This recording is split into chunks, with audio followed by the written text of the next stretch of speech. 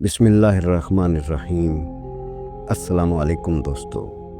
حدیث قدسی ہے، اے ابن آدم، ایک میری چاہت ہے اور ایک تیری چاہت ہے، ہوگا تو وہی جو میری چاہت ہے، بس اگر تو نے سپرد کر دیا اپنے کو اس کے جو میری چاہت ہے تو وہ بھی میں تجھے دے دوں گا جو تیری چاہت ہے۔ اگر تو نے مخالفت کی اس کی جو میری چاہت ہے تو میں تھکا دوں گا تجھ کو اس میں جو تیری چاہت ہے، پھر وہی ہوگا جو میری چاہت ہے۔ نبی کریم صلی اللہ علیہ وآلہ وسلم سے سوال کیا گیا، اے اللہ کے رسول صلی اللہ علیہ وآلہ وسلم، کون سا عمل بہترین ہے؟ آپ صلی اللہ علیہ وآلہ وسلم نے فرمایا، بہترین عمل یہ ہے کہ جب تم دنیا سے رخصت ہو تو تمہاری زبان اللہ تعالیٰ کے ذکر سے تر ہو۔ رسول اللہ صلی اللہ علیہ وآلہ وسلم نے فرمایا، دوسروں کی عورتوں سے دور رہو، تمہاری عورتیں بھی پاک دامن رہیں گی، اور اپنے والدین کے ساتھ حسن سلوک کرو، تمہاری اولاد بھی تم سے حسن سلوک کرے گی۔ رسول اللہ صلی اللہ علیہ وآلہ وسلم نے ارشاد فرمایا، مسلمانوں سچ بولنا اختیار کرو، کیونکہ یہ بہشت کا ایک دروازہ ہے، اور جھوٹ بولنے سے کنارہ کرو، کیونکہ یہ دوزخ کا ایک دروازہ ہے۔ نبی کریم صلی اللہ علیہ وآلہ وسلم نے فرمایا، اگر تم ہمیشہ باوضو رہنے کی استطاعت رکھو تو ایسا ہی کرو، کیونکہ ملک الموت جس بندے کی روح وضو کی حالت میں قبض کرتا ہے اس کے لیے شہادت لکھ دی جاتی ہے۔ رسول اللہ صلی اللہ علیہ وآلہ وسلم نے فرمایا، مومن کی مثال لہلاتی کھیتی کی طرح ہے، جسے مصائب کی آندیاں ادھر ادھر جھکاتی رہتی ہیں مگر توڑ نہیں سکتی۔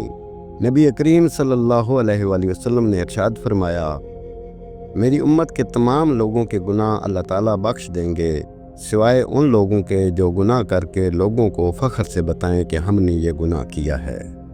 رسول اللہ صلی اللہ علیہ وآلہ وسلم نے فرمایا، موت کی آرزو نہ کرو، اگر تم نیک ہو تو شاید زیادہ نیکی کر سکو، اور اگر بدکار ہو تو توبہ کر کے اللہ کو راضی کر سکو۔ حضرت محمد صلی اللہ علیہ وآلہ وسلم نے فرمایا، عورت کے لیے بہت ہی مبارک ہے کہ اس کی پہلی اولاد لڑکی ہو۔ جس شخص کی بیٹیاں ہوں اس کو برا مت سمجھو، اس لیے کہ میں بھی بیٹی کا باپ ہوں۔ جب کوئی لڑکی پیدا ہوتی ہے تو اللہ فرماتا ہے کہ اے لڑکی، تو زمین میں اتر، میں تیرے باپ کی مدد کروں گا۔ رسول اللہ صلی اللہ علیہ وآلہ وسلم نے ارشاد فرمایا، اپنے آپ کو، اپنی اولاد کو، اپنے خادموں کو اور اپنے مال کو بد دعا نہ دو، ایسا نہ ہو کہ وہ گھڑی دعا کی قبولیت کی ہو اور تمہاری دعا قبول ہو جائے۔ رسول اللہ صلی اللہ علیہ وآلہ وسلم نے ارشاد فرمایا، دو شخصوں کے درمیان صلح کرانا نفلی روزے، نفلی صدقے اور نفلی نماز سے زیادہ ثواب ہے۔ فرمان مصطفیٰ صلی اللہ علیہ وآلہ وسلم ہے، جسے یہ پسند ہو کہ اس کے رزق میں وسعت ہو اور اس کی عمر لمبی ہو تو اسے چاہیے کہ اپنے رشتہ داروں کے ساتھ اچھا سلوک کرے۔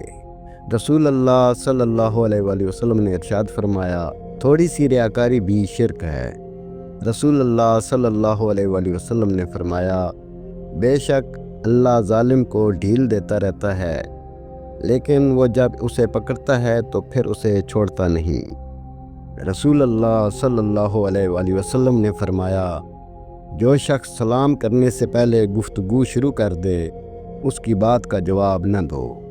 فرمان مصطفیٰ صلی اللہ علیہ وآلہ وسلم ہے، روزہ دار کا سونا عبادت اور اس کی خاموشی تسبیح کرنا اور اس کی دعا قبول اور اس کا عمل مقبول ہوتا ہے۔